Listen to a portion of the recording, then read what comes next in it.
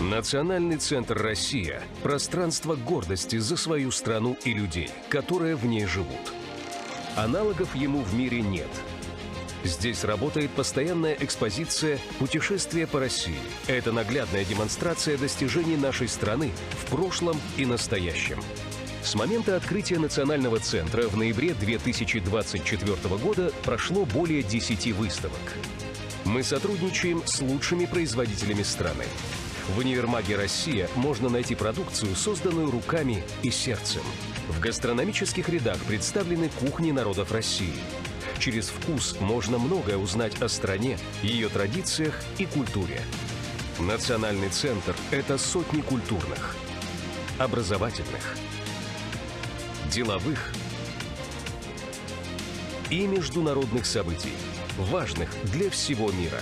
Мы соединяем сердца на первом, единственном в мире свадебном фестивале. Это бережное сохранение традиционных семейных ценностей. Мы бережно храним память о подвигах героев и объединяем людей со всех уголков России, создавая живую связь прошлого, настоящего и будущего.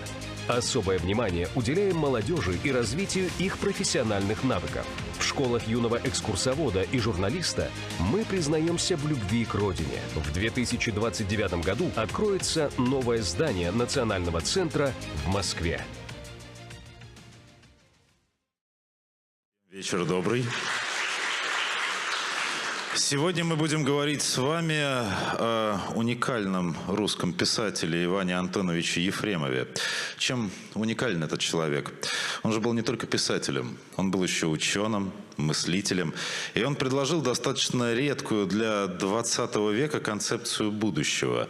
Он увидел в будущем не катастрофу, он увидел в этом времени, на самом деле, эволюцию личности человека. Потому что сегодня, когда мы говорим о том, что нас ждет, мы часто представляем себе угрозу. Мы видим, что человека может заменить искусственный интеллект, что технологии могут лишить нас свободы, и в конечном счете планета просто не выдержит нашей цивилизации. А Ефремов думал совсем иначе. Он видел опасность не в машине, а в нравственной незрелости того, кто ей управляет. Поэтому сегодня наш главный вопрос прозвучит так. Почему Ефремов был убежден, что человек способен стать лучше? И не оказался ли именно этот оптимизм главной его фантазией? А в этом мне помогут наши сегодняшние участники встречи. Николай Смирнов поможет нам увидеть литературную архитектуру героев Ефремова и философский горизонт его гуманизма. А Евгений Сазонов – связь воображения с наукой, с жизнью автора и эпохой, а также поможет нам разобраться в вопросах технологий. Дорогие зрители, я рад сообщить, что партнером нашей сегодняшней встречи выступает издательство «Эксмо». Коллеги любезно предоставили нам книги, которые мы подарим авторам самых интересных вопросов уже после завершения нашей встречи. Так что не стесняйтесь, задавайте вопросы, у вас будет такая возможность в конце нашего обсуждения. И если вы зададите по-настоящему интересный вопрос, то уйдете от нас с подарком.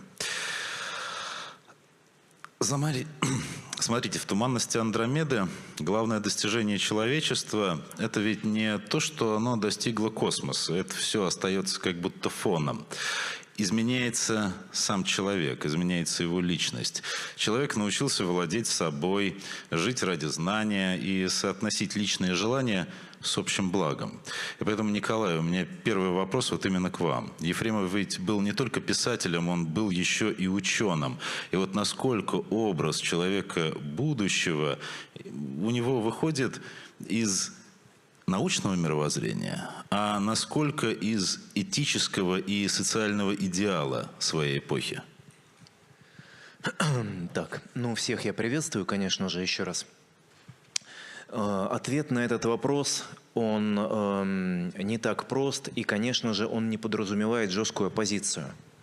Вот. Надо понимать, что Ефремов был человеком исключительно целостным и сам по себе гармонически развитым. То есть изначально был Ефремов человек. И уже вот на этот остов, как определенный такой ось кристалла, надстраивались различные структуры, в том числе Ефремов ученый, в том числе Ефремов писатель. Ефремов мужчина, опять-таки Ефремов друг, путешественник и так далее. Вот, то есть в этом контексте конкретная наука, которой занимался Иван Антонович, это геология и палеонтология, то есть наука о древних ископаемых, конечно, оказала на него огромное влияние в том контексте, что он понял миллиардолетний шаг жизни. То, что он понял, что красота, доброта, любовь, все, что мы ценим в человеке, напрямую связано вот с теми сотнями миллионов лет и теми абсолютно бессмысленными, казалось бы, поеданиями друг друга, из которых, в общем-то, состоит эволюционный процесс, очень жестокий по своей сути. Поэтому можно сказать, что опосредованно наука, как раз эволюционика в целом, эволюционное представление о жизни помогло ему осознать место человека во Вселенной в целом и понять перспективные пути становления этого самого нового вот этого существа, обладающего такими прекрасными душевными, духовными качествами. А вот насколько он здесь ориентируется, в том числе на философию космизма Федорова? Ведь для Федорова наука тоже это такой своеобразный способ достижения счастья, но главное преобразование, оно же все равно должно произойти в человеке. Да, безусловно. Нет никаких свидетельств, что Иван Антонович знаком был с творчеством Николая Федоровича Гагарина. Кто не знал, великий Федоров, основатель русского космизма, вообще-то тоже Гагарин. Вот, и зарубежные газеты даже писали: в апреле 1961 года 2 Гагарина выводят Россию в космос. Было такое. Вот. Но в советское время он был не популярен. Нет информации, что он был с ним знаком. Но он был почитателем идей Вернадского. Он был почитателем идей Циолковского. И вся вот эта структура мира, в котором он существовал, по сути дела, мира 20-х годов, а он 1908 года рождения, я напомню, рано повзрослевший, она предусматривала знакомство с рядом таких вот источников, скажем так, позднего Серебряного века в позитивном своем проявлении. То есть в этом ключе русский космизм, великая русская наша идея о том, что человек должен стать активным творцом, сотворцом эволюционного процесса, конечно, она была не просто близка Ефремову, он был ей пропитан целиком и полностью, но при этом надо понимать, что нигде эта идея не была оформлена в виде каких-то параграфов, в виде каких-то, скажем так, элементов школы какой-то. Это был общий дух вот этой русской мысли, которая вот она возникла, энергично стала проявляться на рубеже 19-20 века. Прежде всего, это Владимир Соловьев, конечно, вот уже после Федорова. И в дальнейшем это разные совершенно пласты религиозной философии, философии искусства, философии, собственно говоря, вот науки, как тот же Вернадский. Вот. И Ефремов в этом ключе был их восприемником, безусловно. Евгений, а теперь у меня к вам, соответственно, вопрос. А что вообще должно измениться в человеке, по мнению Олега Ефремова? Может быть, должен быть какой-нибудь другой подход к образованию? Может быть, как-то должна измениться психология человека? Вообще, в принципе, отношение к труду, способность к самодисциплине. Почему внутренняя эволюция для него важнее технической? Потому что без внутренней эволюции все внешние изобретения, какими бы гениальными они ни были, они просто бесполезны. Вернее, даже не бесполезны, они, как в том анекдоте, чтобы мы не собирали, все равно получается либо пулемет, либо какая-то игрушка. Вот.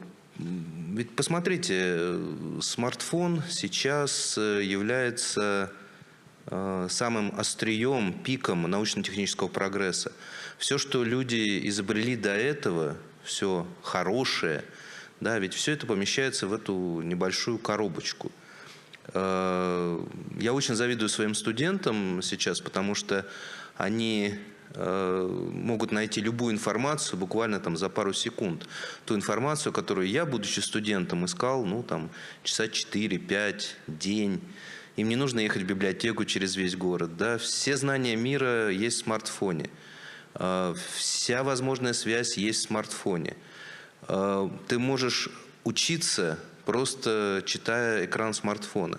Но все, кто едет утром в метро, да, вы видите, что пассажиры смотрят в смартфон, и что они там делают, да, ну, хорошо, если читают что-то, да, но смотрят рилсы, ролики, играются, сажают там эту ферму и так далее, и так далее.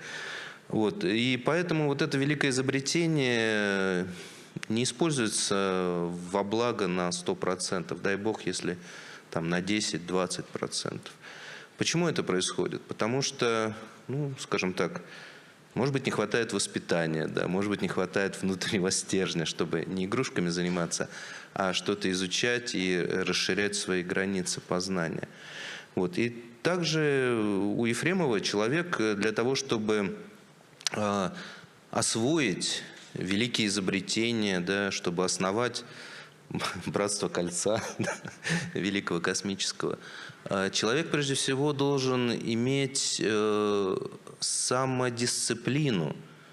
Потому что, ну, опять же, если себя не заставлять вставать рано утром, делать зарядку, учиться кушать брокколи, а не вредные чизбургеры, то понятно, что вот этот путь правильный, вот этот путь неправильный.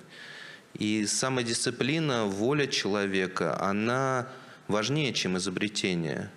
Потому что, ну, давайте обратимся к его раннему творчеству, рассказы о необычном. Ведь там люди-победители, они побеждают не потому, что к их услугам есть какие-то великие изобретения. Нет. Они побеждают, они достигают целей, они делают правильные поступки, потому что у них внутри есть внутренний стержень. У них есть воля. И здесь нет разницы, что попадает в руки человеку. Геологический молоток или спектрограф.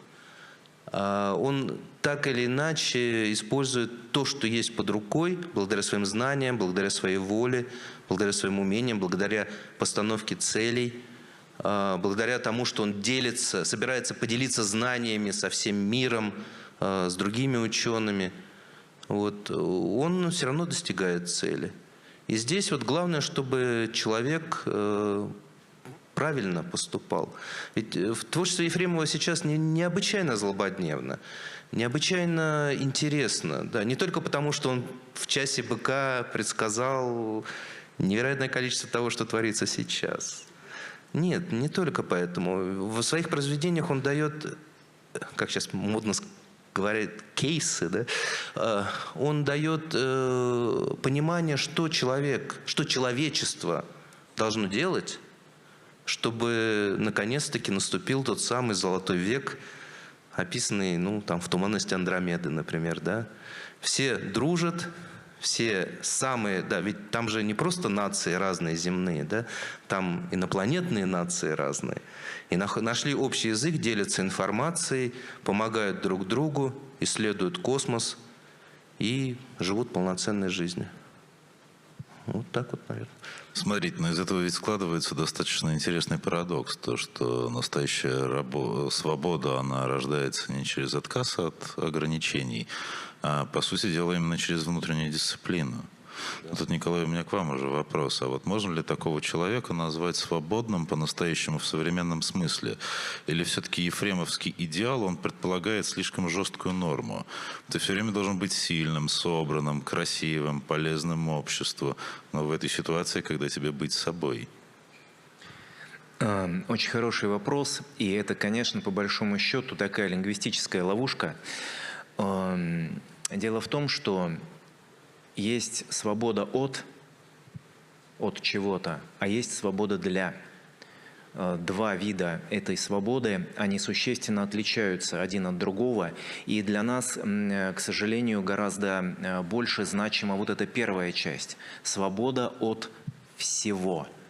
А для чего нам эта свобода от чего-то? Как правило, вот этот второй вопрос, уже вопрос зрелой личности перед нашим обществом, ну, в целом, конечно же, я беру, да, вот статистически не стоит. А это вопрос принципиальный и фундаментальный.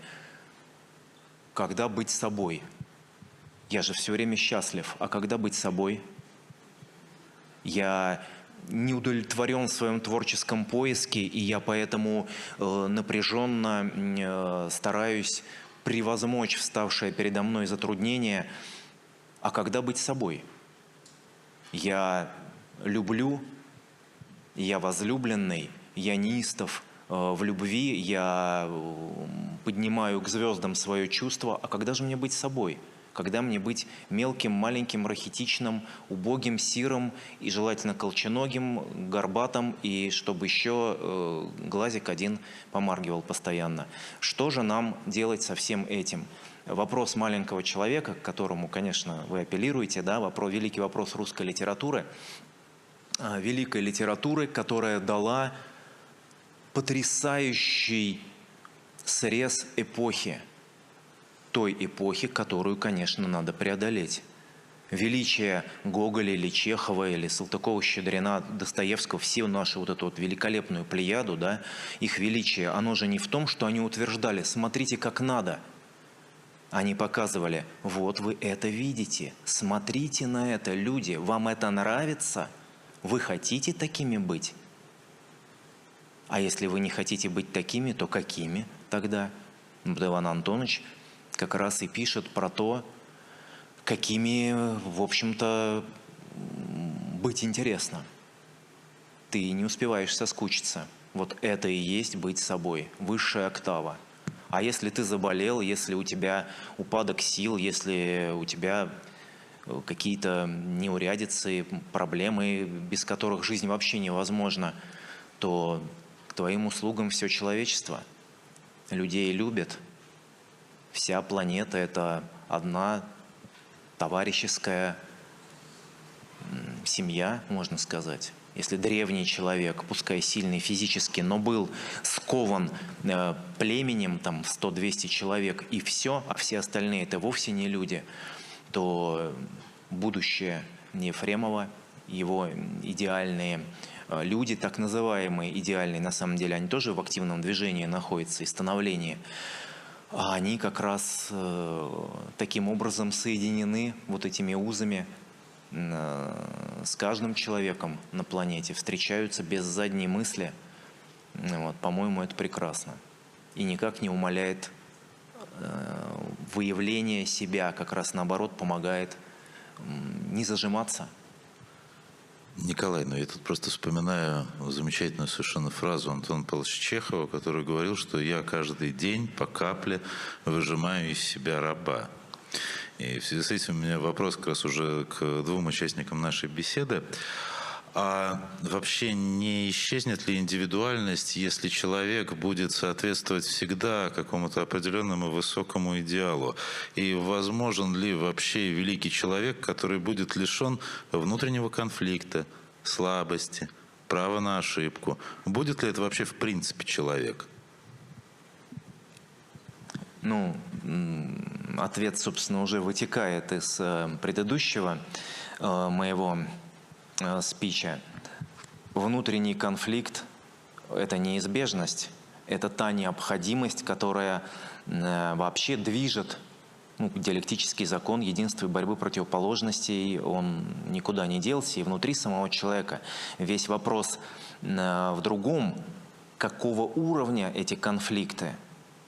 Это низший уровень, низшая октава или высшее. Прекрасное человеческое качество, присущее только в такой развернутой форме нам, людям, эмоциональность, чувственность. Да? Что это на высшем уровне? Это сердечность, это душевность, это способность к состраданию, правильно? А на низшем уровне то же самое качество. Это склочность, истеричность, постоянная невротизация. Качество одно и то же. Уровень воплощения совершенно инаков. Вот, поэтому в этом контексте выявить свои лучшие качества, как раз именно индивидуальные, так этому будет только способствовать. Ну, индивидуальность не исчезнет в идеальном обществе, потому что, ну, откроем Ефремова опять же, да, люди, которых мы считаем идеальными, ну, сами себя такими не считают. Они находятся в развитии, они ищут себя, они сомневаются, они совершают ошибки. Вот, но они понимают, что даже через ошибки они становятся лучше, потому что больше эти ошибки они повторять не будут. Вот. Опять же, идеал недостижим, к идеалу можно только стремиться, а стремление к идеалу – это работа над собой, это рост, это эволюция, которую воспевал Иван Антонович. Вот. И это все идет только во благо. Даже, ну вот там, если обратиться к вопросу о красоте, которая неоднократно поднимается в произведениях Ефремова, ведь красота там не просто ради красоты, да, чтобы вот вышел на площадь и куча красивых людей, как сегодня здесь, кстати. Вот. Потому что красота – это одна из высших степеней эволюции, опять же. Красота – это не просто что-то неприкладное, нет. Красивый человек обычно – это человек хорошо физически развитый. Если человек хорошо физически развит, то в любой момент он может там, отправиться, там, кого-то спасти, да, отправиться в сложное путешествие, в экспедицию, не готовясь специально к ней. И так далее, так далее, так далее. Ну вот только что как раз наша группа вернулась с Таймыра, и я очень часто вспоминал Ивана Антоновича во время похода, потому что вопрос об идеальном теле, он периодически передо мной вставал, поскольку я в последнее время немножко запустил, немножко подзабыл идеалы Ефремова и человеческие. Вот. Мне было немного трудно идти по большие расстояния по тундре, в диких местах абсолютно, на мыс Челюскин. А другим было проще. Ну, как бы мне, конечно, интересовал вопрос, почему вы не так устаете, как я? Ну, потому что, говорит, 3 раза в неделю мы занимаемся очень активными физическими упражнениями. Вот. Поэтому мы такие красивые. Вот. Идеальное общество, оно у Ефремова это не роботы, да, там, которые... Ведь, в принципе, нация роботов – это идеальная нация, да, потому что нет никаких проблем, все делают правильно, все прямо вот разлиновано, все чудесно, да. «Отроки во вселенной» кто смотрел, я думаю, многие смотрели, да, там, мы сделаем вас счастливыми, говорят роботы, да. А что это значит? Мы лишим вас всех чувств, сомнений, вот вы будете такими биороботами. Нет, это все, когда человек перестает искать себя, сомневаться в себе, стремиться к лучшей версии себя, тогда начинается болото и тогда начинается регресс. А прогресс, у человечества только один путь – путь прогресса. Иначе мы исчезнем как вид. Ну, то есть, действительно, получается, что Ефремов призывает именно к такой внутренней эволюции, к росту человеческой личности. И здесь интересное, наверное, сравнение с другими писателями-фантастами, потому что они часто говорили, что развитие технологий – это, пожалуй, главная опасность для цивилизации. Ефремов как будто говорит, нет, если разовьется человеческая личность, то технология будет безопасна, потому что она будет служить ему. Ну, вот вопрос как раз к Николаю. А почему техника в романах Ефремова почти никогда не становится самостоятельным героем? Вот что меняется в чтении «Туманности Андромеды», если видеть в космических полетах не аттракцион, а именно нравственное испытание? Ну, по сути, это и есть нравственное, духовное испытание. И у Ефремова действительно техника развивается исключительно под контролем именно высокодуховных людей. Есть концепция техногуманитарного баланса. Если кто не знает, те самые пресловутые смартфоны вам в помощь. Вот, почитайте Акопа Назаритяна хотя бы. Потрясающая констатация, заключающаяся в том, что человеческий нравственный прогресс осуществлялся как необходимое следствие внутреннего изменения общества, духовного изменения на фоне все увеличивающихся технологических возможностей к взаимному истреблению или к истреблению окружающей биосферы. С древнейших времен, вот со времен палеолита, в буквальном смысле. Все эти вещи, они исследованы, обсчитаны. Ну вот сейчас я просто вот констатирую. Так и дело в том, что все эти тысячелетия как раз человек-то был объектом эволюции. То есть он точно так же был вписан вот в те общеприродные контексты, которые двигают вот эту огромную спираль миллионы лет. Но ефремовское общество, ефремовские люди скрыто постулируют противоположный некий такой путь. А точнее он не противоположный, а естественное следствие, по закону отрицания диалектическому, естественное следствие вот этого техногуманитарного баланса. Не человек должен догонять собственные изобретения, а должен опережать их. То есть этот баланс должен быть гуманитарно-техническим. Человек прежде всего, человек – мера всех вещей. Но при этом, как гласит либеральная парадигма, замечательно, человек – мера всех вещей, поэтому будем мерить вот по мне. А я вот такой нарядный, и я хочу того-то, того-то, того-то. Например, пойти в ночной клуб и закинуться чем-нибудь желательно. Желания эти, все они перед нами. И мы проходим через жизнь, окруженные большим количеством людей такого плана. Речь идет не о том, каков ты есть сейчас. Речь идет о том, какой ты можешь быть, какой ты можешь стать. Ты лично. Когда я работал в школе, и ученики пытались мне рассказать про свое мнение по какому-то вопросу, для меня это было всегда шоком. Я человек старой закалки еще, с одной стороны. С другой стороны, я пытался им объяснить, говорить: ребята, вот вам 15 лет сейчас, вот вы что, думаете, что в 30 вы будете думать так же, как сейчас? Нет, конечно. Я говорю, вот мне уже за 30, и я думаю по-другому. Моя задача была воспитать, словами Макаренко дословными, у детей завтрашнюю радость. Дать им возможность выстояться и структурироваться таким образом, чтобы их вот эта отмычка к дверям мироздания, ко многим дверям, стала как можно более полифункциональной. Вы понимаете, да, про что я говорю? То есть речь идет не о человеке вот здесь и сейчас, а о том потенциале, который в нас сокрыт и к которому необходимо, конечно, осознанное движение. В этом контексте, да, мы не должны ждать милости от природы, а должны взять их своими руками. Прежде всего, внутри себя. В этом контексте, конечно, и гуманизм приобретает совершенно особое значение и звучание. Не ублажение сиюсекундного какого-то вот этого вечного внутреннего перформанса, который у нас тут прокручивается, а четкое понимание его встроенности в уже прошедшее, в то, что грядет. То есть это поведение разумного существа, то есть включение времени. Включение времени – это то, что отличает разумное существо от неразумного. Нас, людей, от, в общем-то, прочих живых существ.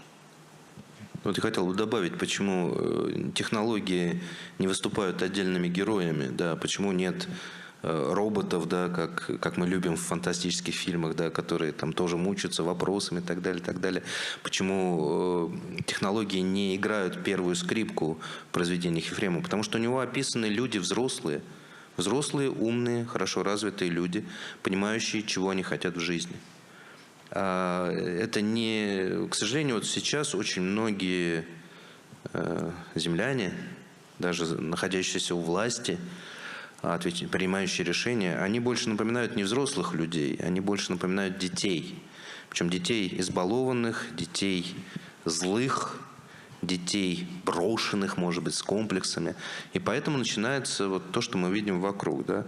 Ведь то, что высшие правители не могут договориться, это, у меня иногда такое ощущение, что это дети в песочнице, да, которые там лопатками друг другу кидаются песком и говорят: ты дурак, нет, ты дурак. Вот. И, к сожалению, очень мало умных людей, которые сейчас у власти. Вот. Хорошо, что у нас все в порядке. Вот.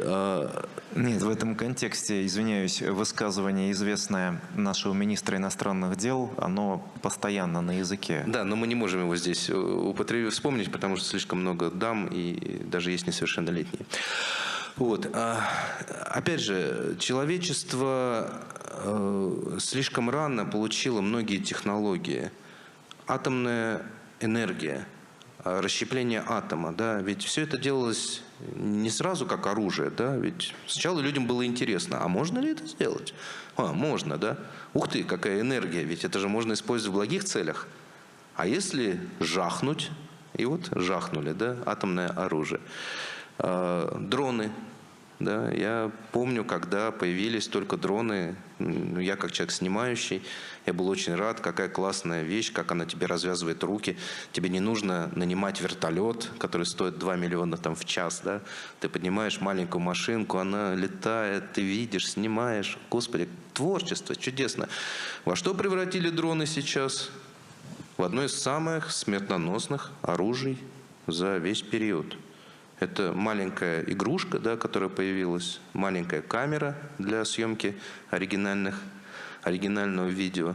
Она превратилась в страшное оружие, от которого практически очень мало спасения. И почему это происходит? Да, потому что, к сожалению, мы еще далеки от идеала, который описан у Ефремова в той же «Туманности Андромеды». Вот. И такое ощущение, что немножечко как-то у нас прогресс замедлился. Не знаю, может быть, это другая фантастика, да, может быть, это инопланетяне злые среди нас находятся и двигают нас не в ту сторону, да, чтобы очистить Землю и переселиться сюда, но это, говорится, уже тема для другого литературного вечера. Евгений, у меня к вам еще будет один вопрос. Вот смотрите, действительно, у Ефремова технология никогда не самостоятельна. Да? Давайте попробуем взглянуть глазами автора на современный мир. У нас сейчас есть с вами искусственный интеллект. Он сам уже пишет тексты, сам проводит вычисления, непосредственно участвует в разработке отдельных элементов, сам уже рисует. И вот если посмотреть на ИИ как раз глазами Ефремова, стал бы он союзником человеческого развития или скорее угрозе свободе? Мне кажется, какой нравственный критерий самый главный? Мне кажется, ИИ-то описан у Ефремова, ведь та информационная сфера, которой делятся между собой представители разных планет, это же сфера разумная, это же не просто лежат знания, да, где там надо взять их. Может быть, Ефремов такое и не думал, да, просто мне, когда я перечитывал «Туманность Андромеды», у меня возникло такое ощущение, что это именно искусственный интеллект, который просто помогает человеку, но человек не дает ему, опять же, играть первую скрипку. Вы не представляете, как сейчас сложно стало преподавателю принимать дипломные работы и рефераты, и курсовые работы. Потому что такое ощущение, что все так резко, студенты так типа, а теперь мы будем идти вот этим путем. То есть все практически, за малыми исключениями, по крайней мере, мои студенты, да, вот они пытаются в той или иной степени, к сожалению, в иной степени использовать искусственный интеллект. Везде. Даже там, где это не надо делать. Потому что мозг – это мышца, которую надо поддерживать в тонусе, использовать, качать. Иначе никакого прогресса не будет. Вот. И у Ефремова все эти технологии, они все-таки находятся, они помощники человека. И он призывает, чтобы они были помощниками человека. Вот эти вот лошадеобразные передвижные платформы, да, в часе быка, по-моему, описанные, они же, я так до конца не понял, разумные они, неразумные, об этом не сказано, но они выполняют то, что желают люди. То есть люди ими управляют. Вот. И здесь у Ефремова нет проблемы искусственного интеллекта, потому что каким бы великим и умным он ни был, он остается тем, каким он изобретен вообще в идеале. Это не хозяин человека, это слуга человека, помощник человека, партнер человека. Потому что если ему будут переданы все функции, если мы все ему стащим, а сейчас искусственный интеллект все-таки напоминает подростка, от которого черт его знает, чего ждать, потому что сейчас он хороший, правильно, а потом бац, гормоны долбанули, и он такой, ха-ха, вот как на самом деле. А ты это не проверил. И вы не представляете, что приходится читать в рефератах, которые дети не перечитывают. Я могу вам подсказать одну замечательную идею. Давайте. Вы, если даете задание студентам, вы там белым шрифтом вписываете специально какую-нибудь самую идиотскую строку. Потому что обычно, когда копируют задание, никто же не смотрит на светлый текст на белом фоне, а ИИ это легко считывает. И поэтому вы тут же будете видеть, какие работы написаны ИИ, потому что большая часть людей это даже не проверяет. Я не зря пришел сегодня, спасибо вам огромное. Я думаю, мои студенты будут вам очень благодарны. Я расскажу, откуда это. Спасибо вам. Всегда пожалуйста. Но вот здесь тоже еще интересно. Смотрите, мы действительно говорим о том, что будущее у Ефремова – это именно не технологии, это именно развитие человека. И ведь самое интересное, что в процессе своего творчества Ефремов обращается не только в будущее, он же смотрел и в прошлое. И именно из прошлого он пытался добыть тот самый образ идеальной гармонической личности. Я сейчас, естественно, говорю про его роман «Таис Афинская». И вот как раз у меня поэтому вопрос для Николая. А почему среди множества исторических эпох Ефремов выбирает именно эллинистический мир?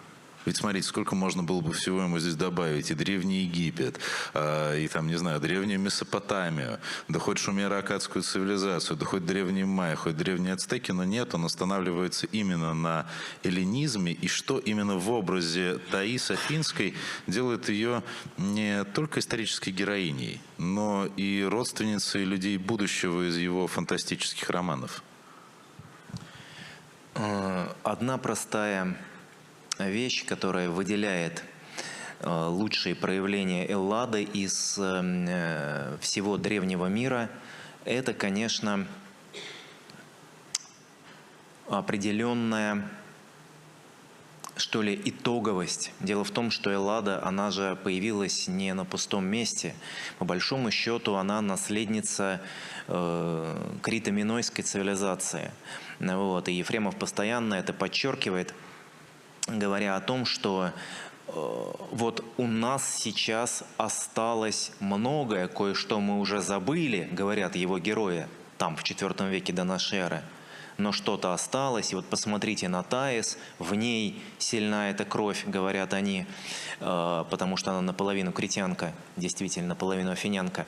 Вот, то есть это ситуация постоянной такой разомкнутости, как бы одной ногой ты в одной системе, другой ногой совершенно в другой. И время становящегося эллинизма, он еще пока не ставший эллинизм, он только-только вот Александр начинает свое движение, и с этим начинается как раз эллинистическое время, когда классика отступает.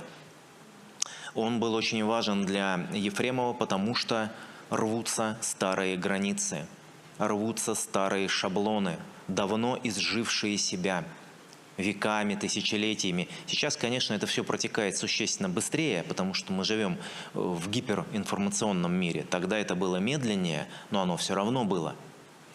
А великий подвиг Александра, по сути дела, он и умер-то рано, потому что был облучен вот этой радиацией истории, можно сказать, перевернув, сломав невероятные костные глыбы вот этого древневосточного мира.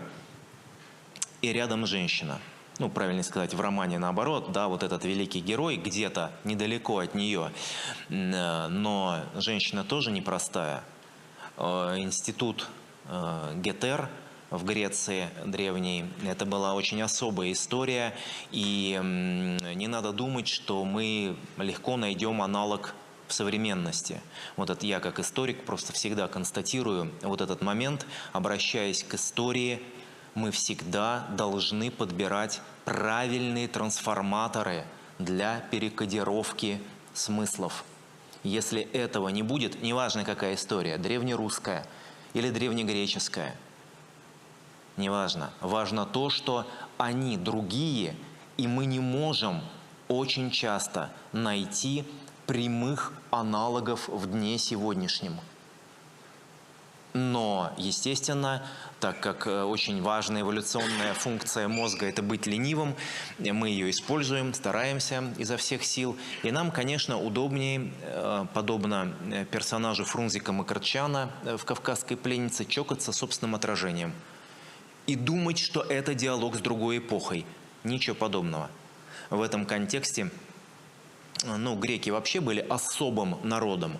Но вот у какого народа еще 7 разных слов для нашего одного общего обобщающего термина «любовь».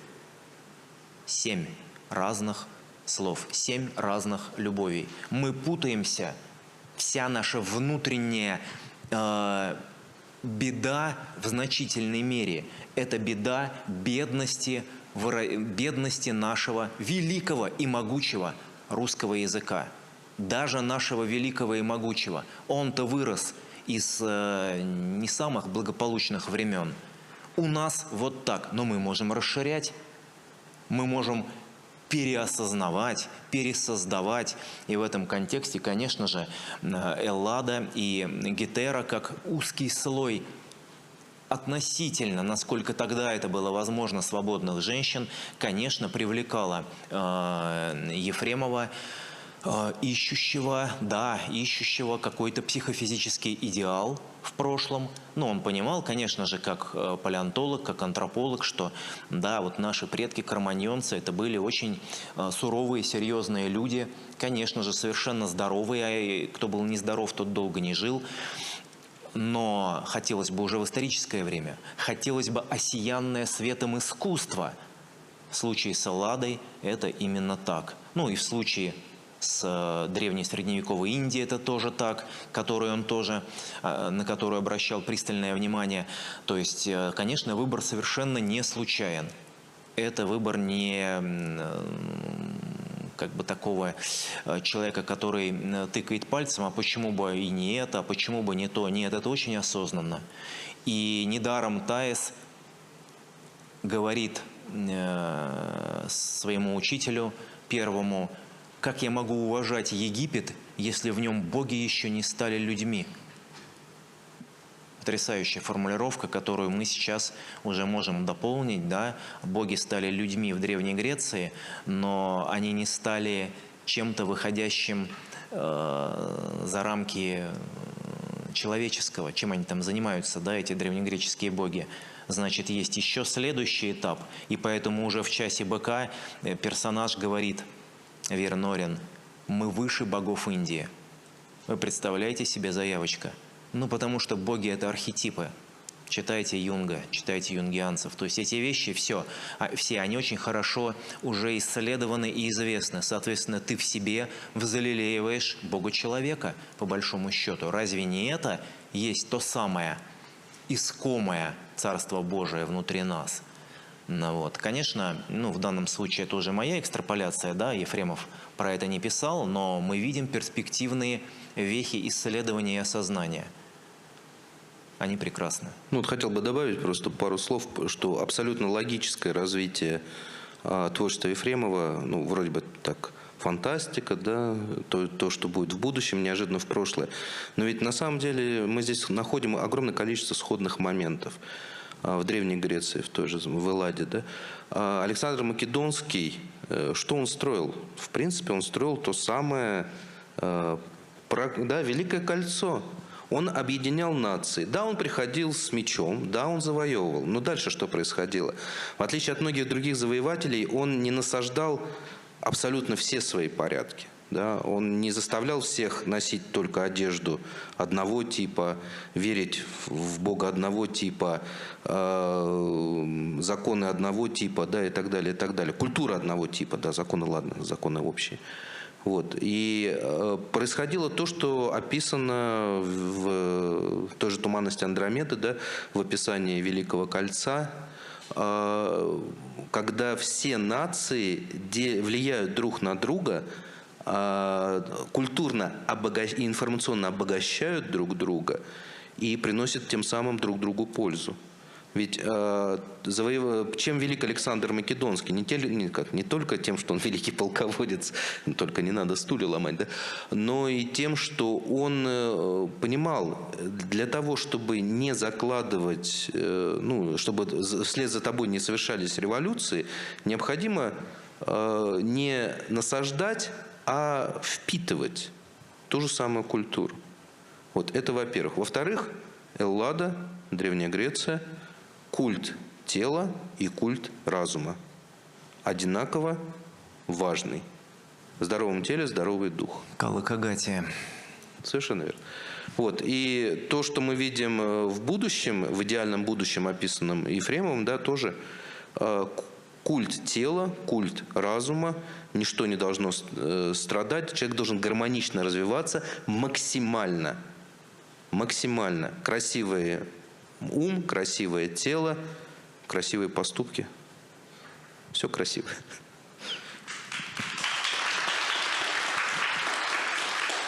Евгений, у меня следующий вопрос для вас. А вот насколько вообще образ античности у Ефремова исторически точен? В чем он сознательно идеализирован и зачем ученому и писателю вообще, в принципе, эта идеализация понадобилась? Ведь, возможно, важна даже не сама реконструкция прошлого, а, пожалуй, поиск утраченной целостности. Я боюсь, что сейчас мы перейдем к обсуждению Одиссеи Ноланда. Там-то исторической точности почти никакой. Ну да. Но, к моему большому сожалению, те же самые многие мои студенты будут воспринимать Древнюю Грецию и Одиссею не по первоисточнику, да, а по этому фильму. И будут мне доказывать, что нет, носили они черные шлемы, как Бэтмен, да, и на Бэтмена вообще были похожи. Вот. Как говорится, ученые спорят, да, насколько все правильно отображено и насколько герои живут в одном времени и так далее, и так далее, и так далее, и совершают те самые поступки. Но, вы знаете, все-таки Ефремов ученый. Он не только писатель, он еще ученый. И мне даже трудно понять, что в нем больше, да, исследователя, ученого или все-таки писателя, потому что здесь, мне кажется, на весы так вот практически равные. И как ученый, он не может, если пишет о конкретных временах, скажем так, троллить аудиторию, как делает это автор современной «Одиссеи», да? Вот, и издеваться в открытую. Многое соответствует, что-то, конечно, не соответствует, но, вы знаете, вот я когда в школе учил английский, мой учитель Владимир Александрович Тараканов сказал замечательную фразу. Когда я сказал на английском что-то, я говорю, я правильно это сказал, я не ошибся. Он говорит, ты знаешь, если это звучит красиво, значит это правильно. И вот мне кажется, что Таис Афинская, она намного красивее, удивительнее, приятнее, прекраснее, чем, при всем уважении к Ноланду, чем Одиссея, которую мы увидели. Значит, мне кажется, она ближе к правде. Я прокомментирую, конечно же, потому что Сергей Павлович Королев, который, между прочим, советовал своим сотрудникам почитать «Лезвие бритвы», он же заставлял, он же курировал все стадии, да, ракетостроения и заставлял делать Столиваров красивый шов, если он казался ему негармоничным, потому что интуитивно схватывал, инстинктивно схватывал, как хотите в данном случае. Потому что то, что нашим глазом прям вот воспринимается как определенного рода дисгармония, тем более взглядом настолько профессионально вовлеченного человека, ну, каким был Королев, да, это значит, что при всей внешней крепости в нем скрыт какой-то дефект, и при тех чудовищных перегрузках, которые будут там, где-то, никто не знал, что там будет, но вот обязательно что-то пойдет не так. Если что-то может пойти не так, то оно именно туда и пойдет. Королев это понимал, поэтому говорил: читайте «Лезвие бритвы» и, пожалуйста, шейте корабли правильными стежками. Что-нибудь вот в этом контексте мы, конечно, можем применить и к той же самой Таис, которая, суть которой вообще облагородить новую Айкумену. Вот мы заговорили про Таис Афинскую, про Александра Македонского. Я не буду ничего говорить про фильм Оливера Стоуна про Александра Македонского, потому что это ужасная история тоже. Вот. Мои студенты задают мне вопросы, и я не знаю, как им ответить по поводу этого фильма. Да, великий герой, как невротик, бегущий от мамочки. Ну, нет, конечно. Хотя вот там есть некоторые, к сожалению, моменты неприятные, которые являются исторической правдой, к сожалению. Вот. Но их вы не встретите в книге Таис Афинская. И мне кажется, это абсолютно правильно. Ну, надеюсь, вы понимаете, о чем я говорю, да? Да. Погуглите, если кто не понимает. Погуглите. Там упоминается в Таис, но упоминается так, что, ой, да нет, меня это не касается. Просто дружба. Таис преодолевает миф, который создал Александр. Это потрясающе. Как всегда, былина, сказка. Вот и сказочки конец. Кто слушал, молодец. Жили долго они и счастливо. 30 лет и 3 года. Да? Чем все заканчивается обычно? Илья Муромец всех победил, вернулся с заставы богатырской. А дальше что? А дальше самое интересное. Штиль. А Таис преодолевает вот этот лимб. И это недаром я подметил, поскольку Таис для многих женщин является своего рода книгой инициацией. Ну, я это знаю наверняка, потому что очень много приходит ко мне всякой такой информации. А в чем эта инициация? Вот в том как раз, чтобы разомкнуть вот этот круг мифа, выйти за его пределы и тем самым стать не объектом воздействия вот этих старых программ, еще архетипических, разомкнуть их и стать действительно подлинно субъектом, подлинной личностью. И вот. В этом аспекте, конечно, роль женщины, она здесь первостепенна. Ну, так-то Иван Антонович и Вселенную намекал, по крайней мере, что она женщина. Так что неудивительно. Микрокосм, макрокосм. У меня вот сейчас будет вопрос обоим участникам дискуссии. Смотрите, ведь любимые герои Ефремова, они сильные, красивые, внутренне собраны. А какое место как раз остается больному, старому, сломленному человеку, который никогда не станет героем? Достаточно ли гуманизма совершенства или его необходимо дополнить гуманизмом сострадания? Как раз на примере «Часа быка». Ну, как раз, если на примере «Часе быка», там речь идет о столкновении, потрясающее столкновение, литературное, философское исследование столкновения утопии и антиутопии. По сути дела, единственное в своем роде.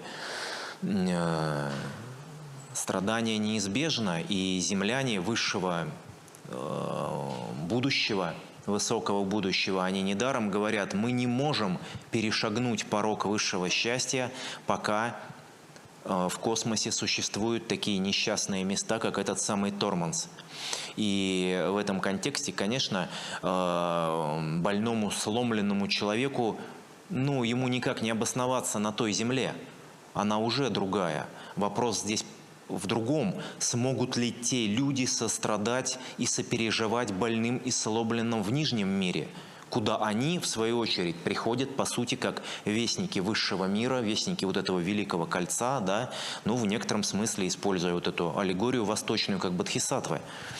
Ну, и Ефремов же, он рисует череду ситуаций, где земляне, достигшие высот самопознания, самодисциплины, что неотделимо одно от другого. Если ты себя дисциплинируешь, ты можешь себя и выплеснуть, когда надо. Если ты себя зажимаешь, ты ничего не можешь. Если ты себя расплескиваешь, ты опять ничего не можешь. Нужна вот это высшим путем идти по срединному пути, высшим мостом. Земляне помогают тормансианам зачастую в ущерб себе, потому что их сострадание велико, их стремление помогать и участвовать в жизни простого человека. Там, в больнице, где-то в каких-то заведениях других. Много этих эпизодов там рисуется. Это не момент, это линия. И в конце концов даже некоторые идут на жертвы для того, чтобы не убивать низший разум. Ну, сама ситуация, описанная в часе быка, да, это ответ на ваш вопрос. Есть ли место там сирым и убогим, да? Или это должна быть нация спартанцев, да, там типа, ну-ка, что там, уродливый мальчик, да, ну вот со скалы его бросайте вперед. Да. Вот. Или еще хуже вот эта вот фашистская идеология, да, что нация должна быть, мы должны стремиться к чистоте нации, чтобы, не дай бог, сумасшедшие, там, неправильные нации не попортили наших белокурых бестий. Вот. Что абсолютно неверно, потому что, ну, даже если вы очистите нацию максимально, да, ну, всегда происходят сбои, не будет вечно рождаться белокурые мальчики, белокурые девочки. Вот. И в часе быка, опять же, вот, продолжая мысль Николая, ведь показана ситуация, то, что идеальные люди, достигшие и идеального физического развития, и умственного развития, они не замыкаются в себе, они не блюдут чистоту нации, они приходят на помощь действительно вот этой больной планете. Ведь по большому счету, если бы, скажем, только мы принимаем в Братство Кольца исключительно по жесткому кастингу, да, вот, вы, к сожалению, не подходите планете Тормоз, через пару тысячелетий можете повторить свой запрос. Но ведь какое дело идеальным людям до вот этой больной планеты? Зачем они туда, по большому счету, прилетают? Ведь, если логически рассуждая, идеологии, которые сейчас являются преступной, да, ведь они могли земляне, Братство Кольца могло спокойно подождать 100 лет, 50 лет, чтобы эти ребята изобрели какое-нибудь смертоносное оружие, ведь они же этим активно занимались. Вирус какой-нибудь, и истребили сами друг друга, сами себя, и вот готовая планета, прилетайте, заселяйтесь и так далее. Но они прилетают, спасают их. Часть погибает. Погибает ужасной, мученической смертью. Вот я до сих пор, к сожалению, читал эту книгу в достаточно юном возрасте. Я читал ее школьником, что является, конечно, большой ошибкой. Это надо читать в зрелом возрасте. И я помню тот момент, когда дикари окружили группу землян, и на помощь им могли прийти тормосианцы, но сказать, там нелетная погода, мы не можем, да, земляне проверили все летное, все. И чтобы не сдаваться, чтобы не принимать смерть от дикарей, они подрывают гору и обломки их накрывают.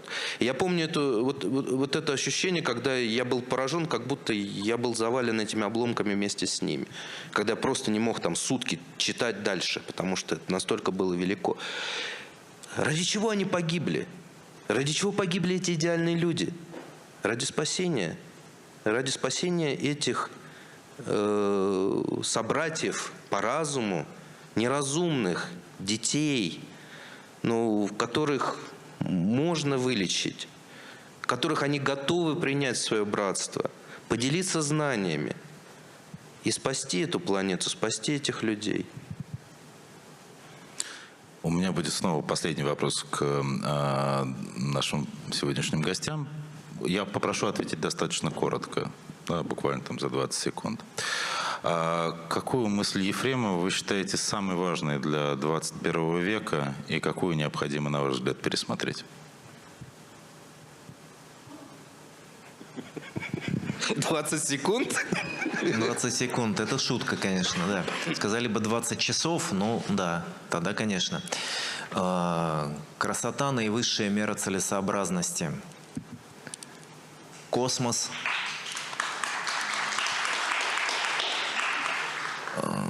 Космос женствен и полон диалога ноосфер.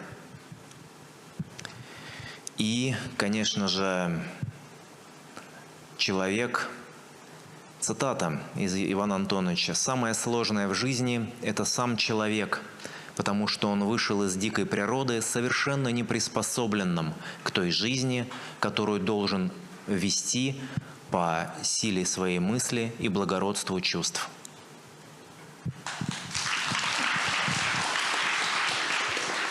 Ну, тут трудно что-то добавить, но попробую. Главная мысль, которая должна быть сейчас воспринята, услышана: земляне, прекращайте воевать. Относитесь, станьте разумными, относитесь друг к другу, человек к человеку, как к высшей ценности. Спасайте друг друга, помогайте, делитесь знаниями. А если вам хочется испытаний, да, пощекотать нервы, к вашим услугам бесконечный космос. Исследуйте, летите, спасайте, воюйте, если на вас нападают. Но где-то там. А на Земле должен царить мир. Зачем воевать, если можно торговать, общаться, любить друг друга? Возлюбите друг друга. К вопросу о конфликтности так называемого идеального будущего. Никуда конфликты не деваются. Просто октава возрастает. Ну и нам самое время переходить к вопросам. Из зала я, кстати, хочу напомнить, что у Национального центра России есть журнал «Лев». Вы там можете найти очень много всего интересного непосредственно о России. Плюс он продается в универмаге в самом центре России. Вы можете найти также его и на сайте. Еще раз напомню, что мы вручаем сегодня книги от нашего партнера издательства «Эксмо». Поэтому, пожалуйста, сейчас задавайте вопросы. Сразу обращайтесь к тому гостю, которому хотите задать вопрос. Здравствуйте, уважаемые выступающие. Спасибо большое за ваше мнение. Очень интересно послушать экспертов. Меня зовут Павел. Я, да, действительно воодушевлен творчеством Ивана Ефремова, выдающийся ученый, исследователь, писатель.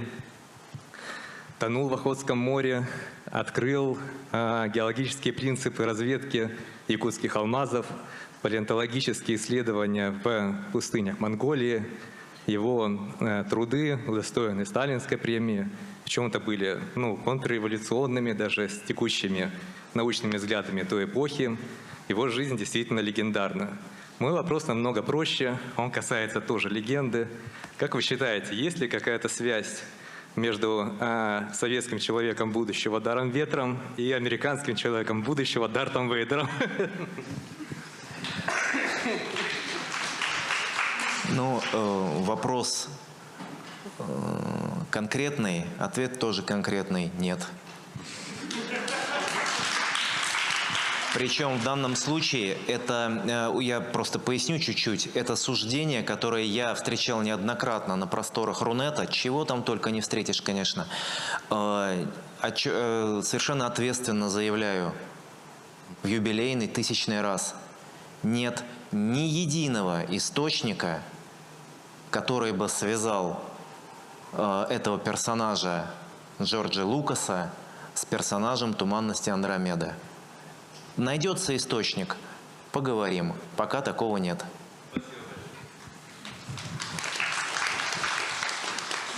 Здравствуйте.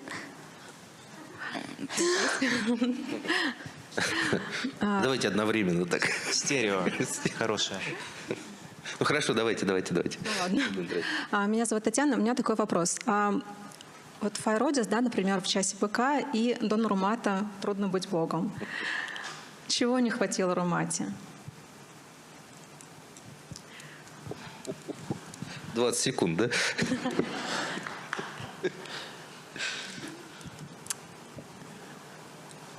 Я думаю, что ему не хватило как раз самодисциплины. Потому что трагическая судьба Файродис – это оборотная сторона того обмана, на который она сознательно пошла, вторгнувшись в ноосферу Торманса. Это надо, конечно, понимать отчетливо. И Файродис это понимала. Явление жертвы как право на скорейший вход. Антон Румата жил в этом обществе, старался мимикрировать, но в итоге не потянул. Край настолько тонок, сорвешься ты, не сорвешься, ты никогда не узнаешь этого о себе, пока не попробуешь сходное. Но в целом, я думаю, именно в этом и заключается. Фай могучим усилием воли остановила свое сердце, чтобы не быть поруганной и растерзанной. А Антон взял меч и пошел рубить эту сволочь направо-налево. И мы ему сочувствуем, безусловно. Но после этого он провел месяцы, а может быть и годы на санаторно-курортном лечении счастливой земли. Хороший вопрос, спасибо. Ну и добавлю. Дон Румата, как в знаменитом высказывании Ницше, да, если ты долго смотришь в бездну, бездна начинает смотреть в тебя. Он так долго пытался быть цивилизованным человеком, что в конце концов сорвался в нецивилизованность, да, помните там чем за... Он взял оба меча и спокойно стал ждать, когда падет дверь, и они ворвутся в комнату. И понятно, что потом была кровавая мясорубка. То есть он перестал быть цивилизованным человеком, и он сделал шаг навстречу дикости. Ему не хватило этой выдержки, то что было у... Вот не только выдержки, вот вопрос с двойным дном. Дело в том, что Гриф Рифт, командир Темного Пламени, он же говорил: «Фай, я разрою эту планету на километр вглубь». И Фай ему отвечала: «Вы никогда этого не сделаете, даже ценой моей жизни». То есть был бы Гриф Рифт на месте Файродис, как долго его игра с Чои Чагасом продолжалась бы? Я думаю, очень недолго. В этом плане этот самый Антон еще эталон той самой выдержки. Мужчины. И женщины. Спасибо за вопрос, действительно очень классный вопрос. Пожалуйста. Здравствуйте, меня зовут Алиса, я выпускница школы юного журналиста. И во время нашей сессии у меня как раз-таки возник вопрос, который я бы хотела сейчас зачитать. У Ефремова описаны люди, которые умные, не ведут себя как дети, как раз-таки по вашим словам и тому подобное. Ну и как раз-таки благодаря этому вся электроника в романе «Туман Синдромены» раскрывается не как вещь, контролирующая людей, а как вещь, через которую раскрываются личности людей. Но если же мы рассмотрим книгу 1984 Джорджа Оруэлла, то там все совершенно по-другому. Технологии там — это то, что следит и помогает отслеживать все действия людей 24/7. И если рассматривать и тот, и другой роман, то в конечном счете у второго романа, конечно же, не самый хороший конец. И у меня вопрос сразу к двум спикерам на рассуждение. Как вы думаете, с помощью чего, с помощью каких своих убеждений Ефремов мог бы опровергнуть такую главность технологий в 1984, которая буквально убивала чувство радости у человека, нежели в романе «Туман Синдромены»? Спасибо. Воу. Николай, давайте. Здесь нужен умный человек. Я думаю, что, ну, вернее, это не моя мысль, это как бы априорное знание, фактологическое. Дело в том, что Иван Антонович прекрасно знал, что ждет земную цивилизацию в первой половине 21 века. И в «Часе быка» он это описал, напрямую указав конкретные даты. Я подчеркиваю. Вот все вот эти цветные рыбы, птицы, звери, круги, указанные как некий вот календарь, это на самом деле календарь Калачакры. И все даты прекрасно там указаны. Вполне наши, земные. Например, 1987 год, как год распространения мистицизма. Например, вспоминаем время Кашпировского, кто застал, тот прекрасно это дело все помнит, Алана Чумака и прочее. А на начало 21 века он постулировал, Иван Антонович, так называемую битву Мары, или Великую битву между Востоком и Западом. Ее можно понимать и внешне, а можно понимать и внутренне, особенно если вспомнить, что Мара, вообще-то говоря, это бог иллюзий, демон сновидений, который соблазнял Будду. Будда сидел под баньяном, вот-вот собирался уже возноситься, появился Мара. В фильме «Маленький Будда» это очень живописно показано. Все. Так вот, Ефремов в 60-е годы постулировал, через 40, 50, 60 лет будет битва Мары, битва с иллюзиями, то есть с виртуальным миром. Поэтому я думаю, что не был бы он удивлен ни капли, увидев наш мир совершенный, еще бы сказал, пока ядреные бомбы не жахнули, и на том спасибо. Вот, с одной стороны. А с другой стороны, Оруэлла, мир Оруэлла, взяв в руки, он задал бы свой сакраментальный вопрос. А где у него кнопка? Где выход? Выход где? Если нет выхода, а сам Иван Антонович писал про то, что любое произведение искусства, особенно талантливое, должно показывать всегда перспективные пути развития. Если этого нет, то это удваивает инферно, удваивает безысходность у людей, жизнь которых и без того не сладка. Вот. Поэтому его понимание было очень многоуровневое, многоплановое. И, по сути дела, им все описано. Я не думаю, что он бы удивлялся чему-то, к сожалению. Следующий вопрос у нас от зрителей трансляции. Здравствуйте, уважаемые спикеры. Пользователи социальных сетей Национального центра России очень внимательно смотрели вашу трансляцию и задали очень интересные вопросы. Первый. Какие из идей Ефремова о человеке будущего могут помочь нам реально справиться с современными вызовами, например, такими как социальное неравенство? Идея основания общества на принципах разумности, на том, чтобы уважать всех, кто входит в наше общество. Общение, дружба. Опять же, хотите воевать, летите в космос, завоевывайте его. Так, конечно, будет, но, к сожалению, не скоро. Я про космос. Да, и отвечая на этот же вопрос, прежде всего, на мой взгляд, это объединение в единое целое вопросов образования и воспитания. Частично это было реализовано в Советском Союзе, но только частично.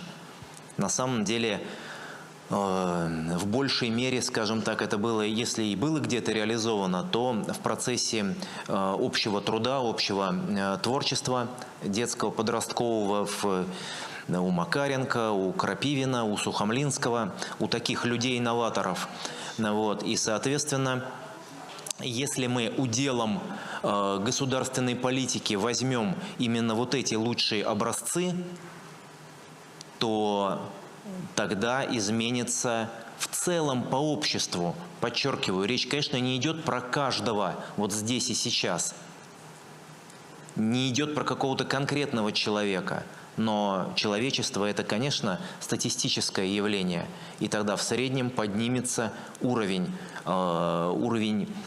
не просто образованности, узконацеленной специализированности, но воспитанности, умении воспринимать друг друга и пользоваться плодами вот этого своего высоко развитого интеллекта. То есть это слитное воспитание души и тела, и разума. Та самая античная Калкагатия на совершенно новый манер.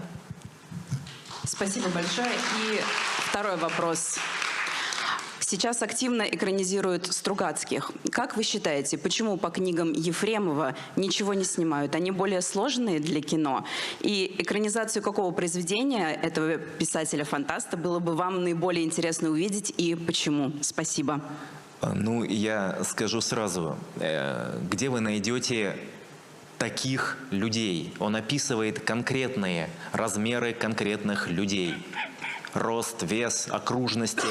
Это же не просто так все. Современный кинематограф нацелен на совершенно другой вектор. Репликацию совершенно других идей и смыслов. Произведения Стругацких гораздо большей степени поддаются, скажем так, игровому переосмыслению, перетолкованию. Произведения Ивана Антоновича гораздо сложнее в этом контексте. Что можно было бы снять сейчас? Самое лучшее снять на краю Экумены. Вот это то, что можно современными вполне себе силами. Может быть, можно Таис Афинскую, но там, конечно, возникает закономерный вопрос. Да? А где ты, Таис? Это все такие зыбкие истории. Произведения о будущем сейчас снять в советское время не смогли. Фильм, который существует, снятый Шерстобитовым в конце 60-х годов, сам Иван Антонович критиковал нещадно. Говорил, нет, это какая-то агитка. Нет, не про это я писал. Писал Иван Антонович. Ну, как в анекдоте про двух мышек, да, которые грызут кинопленку. Она говорит, ну, как тебе фильм? Она говорит, ты знаешь, в книжном варианте было гораздо лучше. Вот, это никогда, это будет вечно, что есть книга, есть экранизация, но я бы с огромным удовольствием сейчас бы посмотрел новый вариант «Туманности Андромеды». Потому что, ну, мы росли на той «Туманности Андромеды». И несмотря на всю критику со стороны создателя, все равно этот фильм учил нас стать лучшей версией себя. Вот. И мне кажется, вот, я бы с удовольствием посмотрел «Час быка» в виде сериала. Потому что вот на сериальный формат «Час быка» ложится идеально. И вот, ну да, где взять таких людей, только возникает вопрос. Ну да, так, на краю Айкумены великолепная, приключенческая, хорошая, добрая, интересная вещь. Вот, ну, мечтаю о «Туманности Андромеды».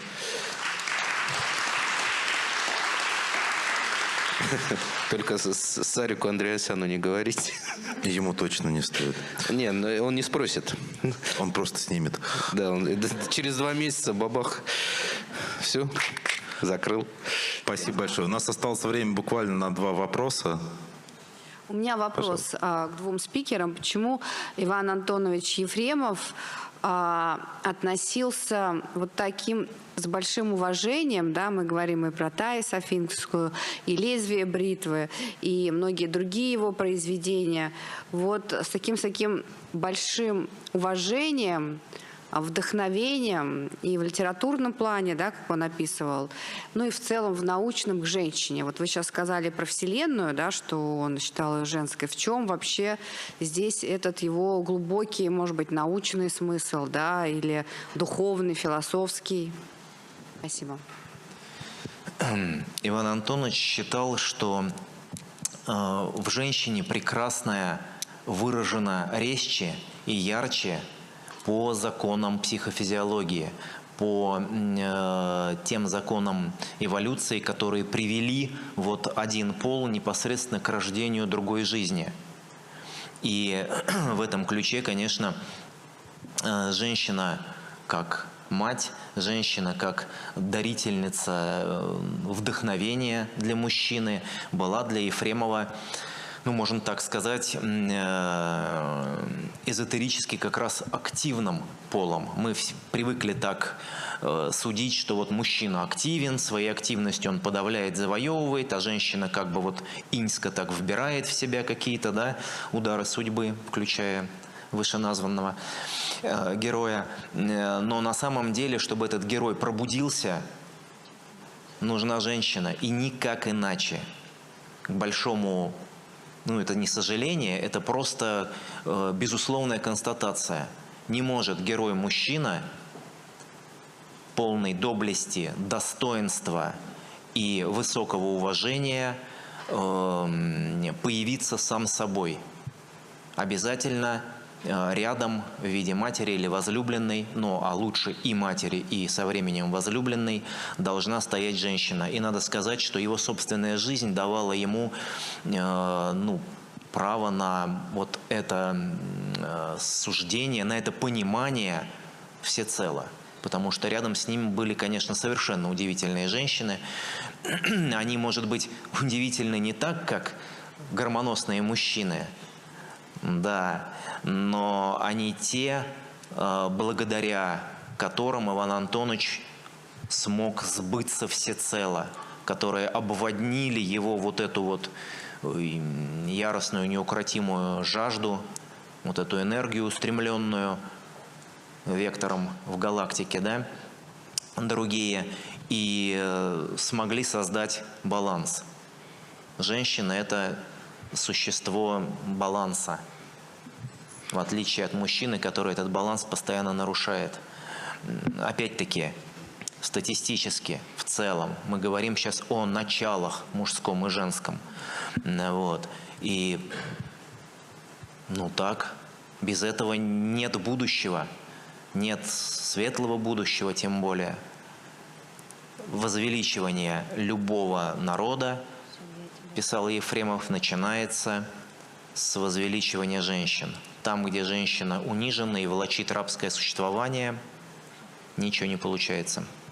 И добавлю фразу великой русской певицы оперной Галины Вишневской, что за каждым великим музыкантом всегда стоит женщина. Это либо жена, которая обеспечит ему уют, либо мама с ремнем. Да. Так вот, за спиной любого маломальски успешного мужчины, даже самого маломальски успешного мужчины, всегда стоит женщина. Потому что пока женщина не пнет, мужчина не пойдет завоевывать космос. А космос же это женское начало, тем более. Вот как-то так.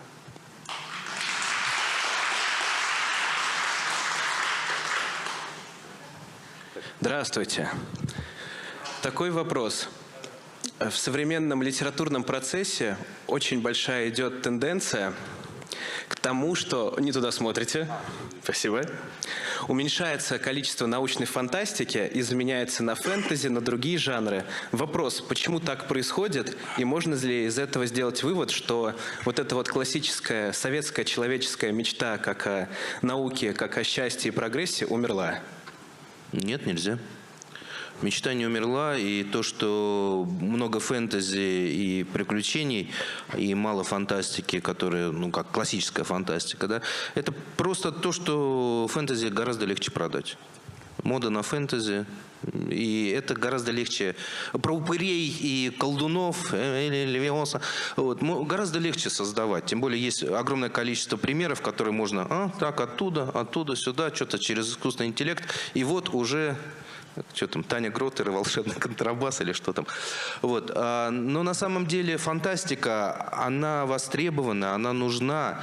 И есть даже теория, что советский вот этот рывок научный, он отчасти произошел благодаря фантастике, которую читали, на которой росли и так далее, и так далее. Вот с этим можно спорить, но удивительная ситуация, господа, товарищи. Китай сейчас... В последние, по-моему, года 3 или 4 невероятно, просто широким бреднем скупает научную фантастику по всему миру. И особенности права на советскую фантастику, классическую советскую фантастику. Переводят на китайский язык и печатают у себя. Для чего? И для чего они это вводят в школьную программу? Для того, чтобы дети... читая научную фантастику, не только учились хорошему, вот, у русских фантастов, там, Ефремова, других. Вот. Ну и для того, чтобы у них развивалась разумность в плане изобретательности, чтобы у них спадали шоры, да, чтобы они мечтали там не о волшебной палочке, а о космическом корабле, который опережает скорость света. Да? И вот это одна из таких вот ступенек, которые китайцы используют, и, в принципе, у них, похоже, получается. И научная фантастика, она востребована. Вот. Просто на рынке ее не так много. Ну, тут можно добавить то, что люди мечтают о том, о чем им мечтать проще. И, к сожалению, последние десятилетия, это же общемировая тенденция, люди хотят бежать с этого мира. Поэтому они занимаются эскапизмом, бегством от окружающей их действительности, от осознания невозможности ее преодоления в обозримом будущем, и выдумывают целые гирлянды совершенно не столько даже параллельных, каких-то перпендикулярных скорее миров. Вот. В этом ключе появление и развитие фэнтези, ну, равно как и каких-то там моментов киберпанка, например, это все следствие ощущения закрытого будущего. Возродить ощущение открытого будущего, и научная фантастика в хороших своих самых проявлениях, она, конечно же, вернется. Но возвратить как? В том числе диалектически, через вот то, про что говорил мой коллега, про участие государства в формировании вкусов подрастающего поколения. Это очень важно.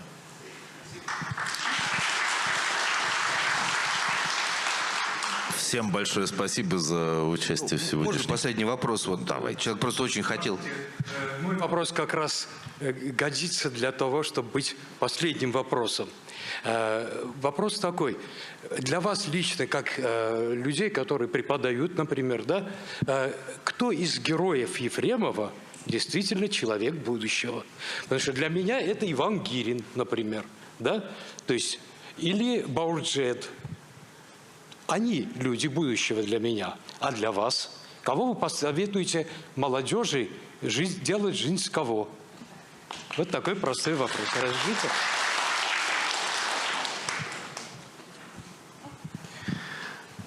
Надо сказать, конечно же, что героев-то у Ивана Антоновича достаточно много, и людей достаточно много. То есть здесь, конечно же, человек, если вдруг задается, вот перед ним встает этот вопрос, да, поиск некоего книжного идеала, это очень важно, чтобы таковой был, то они все правильно векторно ориентированы. То есть ты не можешь быть, если ты, допустим, холерик, стремительный, резкий, ты не можешь быть как Гирин, там невысокого роста, вот. Но ты можешь быть, например, как профессор Шатров из «Звездных кораблей», вот. Или как кто-то еще. Если ты, напротив, невысок, флегматичен, ну, например, вот, то ты можешь взять какого-то другого персонажа. Они есть разные. Гирин, конечно, это средоточие русскости в палитре характеров Ивана Антоновича, безусловно, конечно, и частичная калька с него самого, когда он писал, чтобы отвести от себя лишние подозрения, не беспочвенные, надо сказать, что это вот якобы прототипом послужил Алексей Петрович Быстров, его друг. На самом деле это, ну, может быть и так, где-то процентов на 25. Все остальное это, конечно, сам Иван Ефремов. То есть в этом контексте вот линия Дар-Ветер, Пандион и Гирин – это своего рода такие аватары автора в его художественных произведениях в прошлом, настоящем, ну, тоже уже ставшим для нас прошлым, да, хоть и недалеким, и далеким будущим. Ну, я бы посоветовал даже не искать пример в конкретных героях, да, а вот действительно во всех положительных героях есть черты Ивана Антоновича Ефремова. Те или иные. Ну, а зачем брать пример с каких-то отдельных черт? У вас перед глазами жизнь Ивана Антоновича, его судьба, его работа, творчество, его отвага, его неутомимость, его непоседливость. Берите пример с него. Я, например, пытаюсь брать с него пример. Немножко получается. И я понимаю, что я становлюсь лучше.